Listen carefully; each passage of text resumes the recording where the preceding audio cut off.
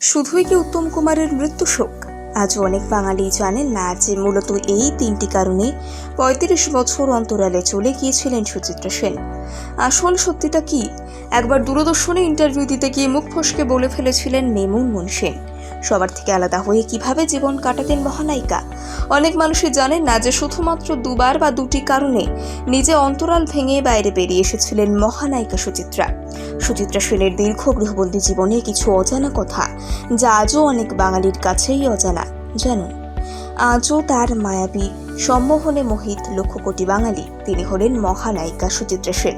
টলিউডের স্বর্ণযুগের ইতিহাসের স্বর্ণাক্ষরে লেখা থাকবে উত্তম কুমার আর সুচিত্রা সেনের নাম।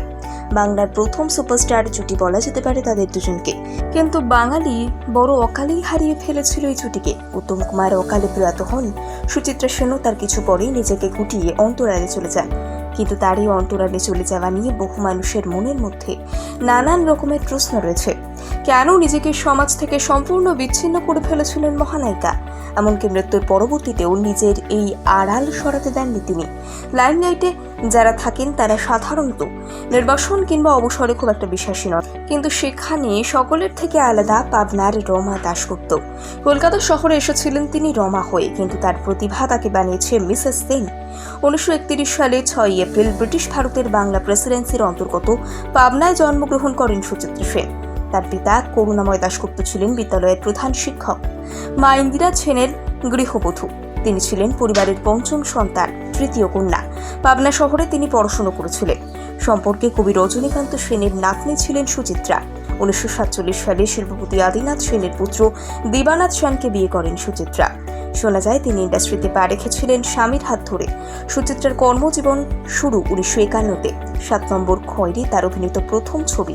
তবে নায়িকা হিসেবে প্রথম শেষ কোথায় ছবিতে অভিনয় করেছিলেন তিনি, যদিও সেই ছবিটি পর্দায় মুক্তি পায়নি। এরপর 1953-তে উত্তম কুমারের সঙ্গে জুটি বেঁধে 74 ছবিতে অভিনয় করেন তিনি। এই ছবির হাত ধরে টলিউডে উত্তম সুচিত্রা জুটির পথ চলা শুরু। ওই বছরই উত্তম কুমারের সাথে 9টি ছবিতে অভিনয়ের প্রস্তাবে স্বাক্ষর করেন। তবে শুধু অভিনেত্রী হিসেবে নন, তৎকালীন সময় টলিউড নায়িকাদের মধ্যে ফ্যাশন স্টেটমেন্টের নিরিখে তিনি হয়ে উঠেছিলেন অনন্যা। তবে ক্যারিয়ারের শীর্ষে থাকাকালীন সময় তিনি একদম আচমকাই টলিউড থেকে গায়েব হয়ে যান। শুটিং ফ্লোর থেকে অবসর নিয়ে একদিনের জন্য আর প্রকাশ্যে আসেননি তিনি। কিন্তু কেন অভিনয় থেকে আচমকা অবসরের সিদ্ধান্ত নিয়েছিলেন তিনি, সেটা আজও সকলের অজানা। তার এমন সিদ্ধান্ত অনুরাগীদের ব্যথিত করেছিল। একদিকে উত্তম কুমারের আচমকা মৃত্যু, অন্যদিকে মহানায়িকার চিরতরে ক্যামেরার আড়ালে চলে যাওয়া বাঙালির হৃদয় ভেঙেছিল। 2005 সালে দাদাসাহেব ফালকে পুরস্কারের জন্য মনোনীত হয়েছিলেন তিনি। এই পুরস্কার নেওয়ার জন্য ভারতের প্রেসিডেন্টের কাছে সশরীরে উপস্থিত থাকতে হয়। সেই শর্ত শুনে বেঁকে বসেন মহানায়িকা।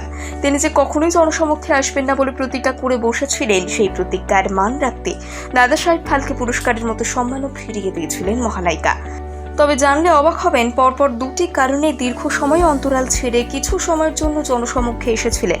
প্রথমবার 1980-তে মহানায়ক উত্তম কুমারের মৃত্যুর পর জনসমক্ষে এসেছিলেন সুচিত্রা সেন। শুধুমাত্র ফুলমালা দিয়ে শ্রদ্ধা নিবেদন নয়, মরদেহের পাশে সারা রাত বসেছিলেন তিনি। বলা যায় অভিনয় জগতে উত্তম ছিলেন মিসেস সেনের অত্যন্ত কাছের মানুষ, তাই হয়তো মহানায়ককে হারিয়ে নিজেকে আর অন্তরালে আটকে রাখতে পারেননি মহানায়িকা। দ্বিতীয়বার তিনি জনসমক্ষে আসেন 1989 সালে তার আধ্যাত্মিক গুরু ভরত মহারাজের মৃত্যুর পর। উল্লেখ্য, মহানায়কের মৃত্যুর পর বাংলাতে তৎকালীন সময়ের প্রযোজক পরিচালকের একাংশের মনে হয়েছিল উত্তম কুমার ছাড়া একা সুচিত্রা কিছুই নেই। কেন এত বছর অন্তরালে থেকে ছিলেন মহানায়িকা? মূলত বলা হয় এই তিনটি কারণেই 35 বছর অন্তরালে চলে গিয়েছিলেন মহানায়িকা। 1. স্বামীর ইচ্ছেতেই মহানায়িকা হয়ে উঠেছিলেন। স্ত্রীর পারিশ্রমিকের অনেকটাই স্বামী দিবানাথ এক প্রকার ছিনিয়ে নিতেন। এর কোনো প্রতিবাদ করতে পারতেন না সুচিত্রা। স্ত্রীর উপার্জন তো নিতেনই, সেই সঙ্গে সুচিত্রাকে নিয়ে ঘোরতর সন্দেহ করতেন। টলিউডে আসার পর দিনের পর দিন সুচিত্রার গ্ল্যামার যেন ফেটে পড়তে থাকে। অন্যদিকে বার্ধক্য আসতে থাকে স্বামীর, তাই স্ত্রীর এত রূপ সহ্য করতে না পেরে একদিন তার দিকে অ্যাসিড ছুড়ে বসেন তার স্বামী। এই আক্রমণে খুব বড় ক্ষতি না হলেও অ্যাসিডের ছিটে ফোটা সুচিত্রার চেহারা বিকৃত করে দেয়। এরপর সহ্য করতে পারেননি সুচিত্রা, মেয়ে মনমনকে নিয়ে আলাদা থাকতে শুরু করেন। শোনা যায় অ্যাসিড আক্রান্ত হয়ে অনেকটাই মানসিকভাবে ভেঙে পড়েছিলেন সুচিত্রা। সে কারণে অন্তরালে চলে গিয়েছিলেন মহানায়িকা। 2.